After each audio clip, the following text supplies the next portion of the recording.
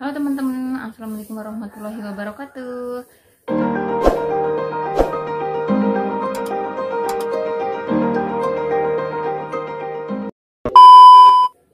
Teman-teman, di video kali ini aku mau berbagi cerita soal pengalaman pribadiku sendiri ya teman-teman, yaitu soal benjolan yang ada di leher aku. Sebenarnya udah pernah cerita di video sebelumnya, cuman kayaknya aku kurang lengkap ya, dan kayaknya juga banyak teman-teman yang belum tahu soal bahaya benjolan di leher. Itu makanya aku mau sharing lebih lagi ke teman-teman dan mau menginformasikan lebih lagi supaya teman-teman semuanya tahu dan mau merubah pola hidup sehat kita ya, supaya kita lebih hidup, maksudnya supaya kita hidupnya lebih sehat lagi dan lebih teratur lagi kayak gitu.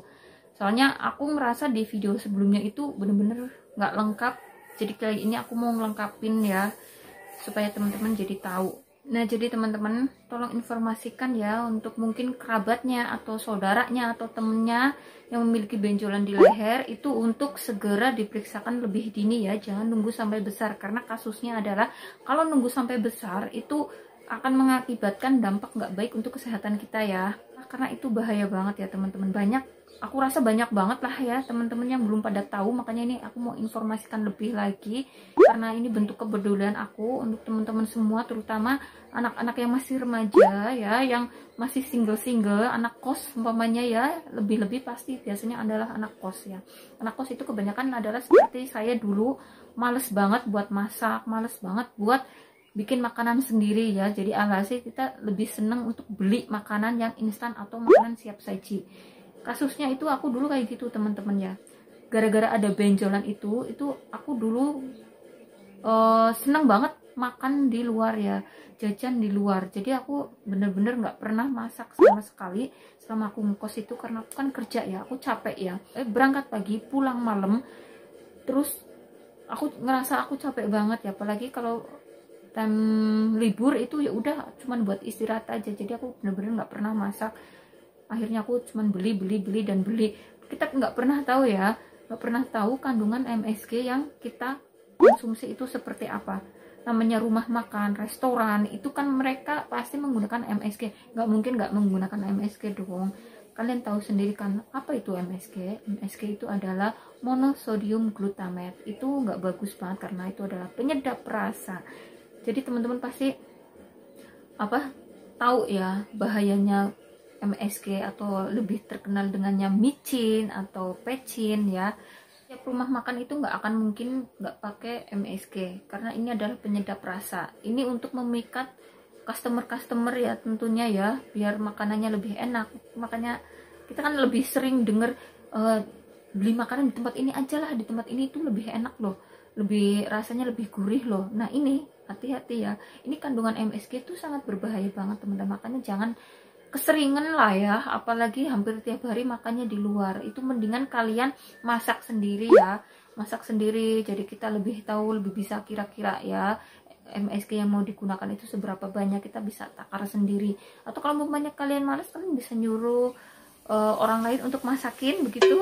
Atau kalau umpamanya yang tinggalnya di rumah sendiri malah lebih enak ya, lebih bisa makan makanan dari masakan ibu kalian, itu lebih bikin ibu kalian seneng ya. Jadi masakannya dimakan sama anaknya, itu kan lebih seneng daripada anaknya makannya di luar terus padahal udah dimasakin di rumah, malah keasikan makan di luar. Mendingan makan makanan dari olahan ibu kalian, itu lebih sehat, lebih higienis ya. Kalau makanan rumah kan seperti itu ya. Jangan sampai kasusnya itu seperti aku ya, harus dioperasi. Kalian tahu kan dioperasi itu bener-bener nggak enak. Dan kalian tahu kan kenapa harus sampai dioperasi, itu berarti kalian punya penyakit yang nggak bagus. Kasusnya itu aku ya, aku biasanya cuman sakit kayak flu, batuk kayak gitu ya, paling ini migrain, beli obat warung sembuh. Nah ini enggak, itu sedih banget loh teman-teman. Pas aku periksa ke dokter, dan aku itu mendown banget pas dokter mendiagnosa aku kena nodul tiroid atau kelebihan tiroid seperti itu. Aku nggak tahu ya tiroid atau tiroid, intinya itulah ya. Itu aku ngedown banget, apalagi pas dokter bilang harus dioperasi, dan harus dioperasi dengan cara herbal 4 bulan ya, udah obatnya mahal ya, terus nggak ada hasil, tetap semakin membesar ya kan. Ya udahlah, mau nggak mau aku harus beranikan diri untuk periksa dong ke dokter, nggak mau aku ngebiarin begitu aja. Karena aku udah ngupayain didiemin, ngebesarin, dikasih obat herbal juga nggak ada reaksi. Itu berarti tandanya Allah memang sayang kita ya. Allah lebih menginginkan kita untuk ya udahlah pasrah, ikhtiar lebih lagi. Dan ikhtiar lebih laginya yaitu aku periksa ke dokter, dan dokter memang nyaranin seperti itu, ya akhirnya aku mau. Walaupun sebenarnya berat ya, ini pengalaman pertama aku banget sampai harus dioperasi seperti itu loh teman-teman. Ini jadi bahaya ya, kalau umpamanya dibiarin juga bahaya. Karena aku tanya juga kan ke dokter gimana kalau umpamanya ya udah sih dikasih obatnya aja lah dok, nggak usah dioperasi. Aku sempet bilang kayak gitu kan ke dokter, ya nggak bisa mbak, ini tingkatannya emang udah tingkatan yang serius dan memang harus ada tindakan medis lebih, katanya kayak gitu. Kalau umpamanya cuma dikasih obat aja itu nggak bisa, nggak akan bisa. Mungkin hanya menekan pertumbuhannya gitu, tapi kan nggak akan hilang. Beda dengan dioperasi itu bisa hilang, tapi tetap pola makan kita harus dijaga supaya nggak ada lagi kayak gitu teman-teman. Jadi serem banget ya. Lebih seremnya lagi adalah ketika kita tahu dampaknya apa aja. Dan akan aku kasih tahu kalian ya, dampak dari kelebihan nodul tiroid atau pembengkakan tiroid atau benjolan-benjolan di leher ya. Benjolan di leher itu ada banyak, aku mau kasih tahu kalian.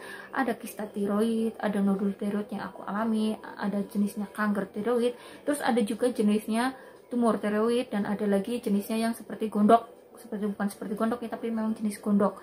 Itu bahaya kalau umpamanya tidak langsung ditangani, apalagi kalau sudah membesar. Dokter nggak bisa bilang akan baik-baik aja setelah operasi. Itu pastinya akan mengenai pita suara, dan dampaknya adalah ke suara kalian bisa serak, juga bisa hilang seperti itu teman-teman. Jadi ngeri banget ya kalau umpamanya suara indah kita, suara merdu kita yang seperti ini terus harus hilang atau harus serak. Aduh, kalau kita nyanyi udah nggak merdu-merdu sama sekali ya. Untuk marah-marah juga udah nggak bisa ya. Itu kan ngeri banget ya teman-teman ya. Makanya itu kalian harus dengerin. Terus yang bahaya kedua lagi adalah, bahayanya yang kedua itu adalah akan mempengaruhi mood kita ya, karena ini adalah bersangkutan dengan hormon kita. Kalau udah bersangkutan dengan hormon, tentunya bersangkutan juga dengan mood kita.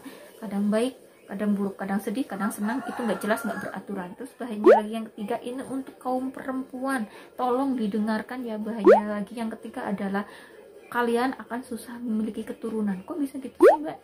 Iya, karena kalau udah jatuhnya ke hormon, itu kan pasti sel produksi hormon kita udah nggak jelas, dan menstruasi kita juga udah nggak beraturan kan. Yang harusnya tanggal sekian jadi tanggal sekian, mundur-mundur atau maju-maju, jadi nggak beraturan, jadi nggak jelas, bener nggak? Nah kalau udah begini itu jadi pengaruhnya ke kesuburan kita kayak gitu teman-teman. Kalau udah pengaruhnya ke kesuburan kita kan berarti kita akan sulit memiliki keturunan. Ini alhamdulillahnya kan emang aku waktu kejadian itu lagi hamil ya, dan itu baru seketahuannya nih sama aku pas aku lagi hamil umur 5 bulan, dan itu baru sebiji kacang hijau. Kalian tahu kan biji kacang hijau kan masih kecil banget ya, itu ketahuannya aku sama aku kayak gitu. Sama aku dibiarin karena aku pikir akan sembuh sendiri, ternyata makin kesini makin membesar sampai bulan Februari lalu itu akhirnya aku beranikan diri untuk dioperasi, karena memang udah nggak bisa ngecilin sendiri ya, kecuali simsalabim ajaib, kecuali memang Allah menghendaki untuk sembuh dengan sendirinya. Tapi ini memang tidak bisa, dan aku harus ikhtiar lebih. Ya udahlah, lillahi ta'ala ya, harus memang dilakukan pembedahan. Dokter memang menganjurkan hal itu, jalan terbaik, jalan satu-satunya, mumpung masih kecil kata dokter ya. Jadi risikonya juga masih kecil. Kalau benjolannya udah besar itu risikonya udah besar lagi, dan makin banyak lagi risiko-risikonya untuk kesehatan kita. Makanya untuk teman-teman dan untuk yang lainnya, tolong dijaga pola makannya. Jangan keseringan kalian makan di luar. Mungkin kalian merasa ya udah sih nggak apa-apa, orang aku senang makan di luar, aku punya uang, ya nggak apa-apa silahkan, tapi kan jaga kesehatan, itu lebih utama daripada kalian ngeluarin duit lebih buat operasi. Biaya operasi itu nggak murah loh teman-teman ya, itu mahal ya, ya kan. Jadi tolong ya, untuk kalian lebih sering lagi makan di rumah ya. Kalau umpamanya sebulan sekali 2 kali itu nggak apa-apa ya makan di luar, tapi kalau hampir tiap minggu itu seperti kalian sedang menumpuk penyakit untuk diri kalian sendiri. Itu sangat nggak baik ya, bener-bener nggak baik. Jadi mulai sekarang udahlah, jangan gengsi, jangan apa, pikirkan kesehatan kalian. Kalian lebih baik menyimpan kesehatan kalian sendiri daripada menumpuk penyakit ya. Jadi ini penting banget, apalagi untuk anak-anak yang masih gadis. Pasti kalian setelah menikah kan pengen punya keturunan ya kan, pengen punya momongan. Kalau sampai terhalang kan pasti sedih banget. Makanya dihindarin dari sekarang. Tolong untuk teman-teman di share ke yang lainnya karena ini penting banget ya. Benjolan di leher itu nggak bisa didiemin, nggak bisa dibiarin aja, harus ada tindakan lebih. Kalian harus konsultasi ke dokter biar kalian tahu harus bagaimana cara mengatasinya. Jangan nunggu besar ya, karena semakin besar itu risikonya semakin tinggi. Banyak kasusnya yang pada nggak mau periksa ke dokter karena takut dioperasi begini. Bilang aku juga waktu itu ya dioperasi gitu, karena memang pakai obat tradisional dan obat herbal nggak mempan ya. Jadi aku feelingnya udah ke situ dan ternyata emang iya. Tapi alhamdulillah aku punya feeling itu pas masih kecil ya, jadi risikonya juga masih kecil ya, malah risikonya itu nggak ada ya. Coba kalau aku diemin terus udah besar ya, itu aduh ya Allah, nggak tahulah apa jadinya ya. Nauzubillah min dzalik. Aku bersyukur banget karena bisa sembuh ya, dan memang harus sekarang pola makannya juga diatur, apalagi untuk kandungan MSG-nya ya, nggak bisa banyak-banyak. Terus aku juga sekarang belajar untuk pakai kaldu jamur, itu yang lebih bagus lagi ya. Kalau mau pakai kaldu ayam ya udah pakai kaldu ayam aja, jadi nggak usah pakai MSG lagi. Tuh, jangan pakai yang pecin-pecin seperti itulah ya teman-teman ya. Jadi seperti itu teman-teman ya. Terima kasih. Assalamualaikum warahmatullahi wabarakatuh.